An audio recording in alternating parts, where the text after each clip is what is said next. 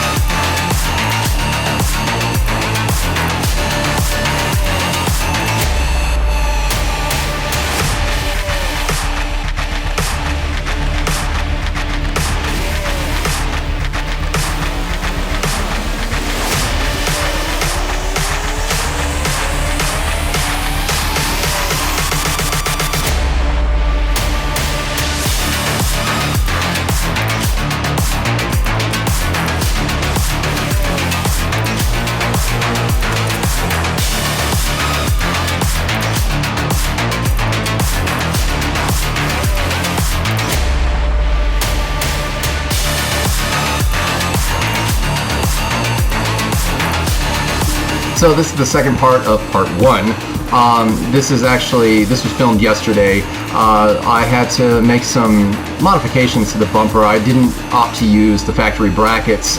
They didn't hold up to what I was trying to do. So I had to come up with an alternate means of mounting the fender extensions to the bumper. I wound up fiberglassing some flanges onto both the extensions and the bumper, and wound up screwing them together to give them a solid fit, because mounting this thing on and off the car, I did not want the fender extensions to shift or change when they're basically set up and everything's ready for molding. And at the end of this part of the video, I actually test fit my urethane lip just to show you guys that everything fits properly. So here's the rest of the video.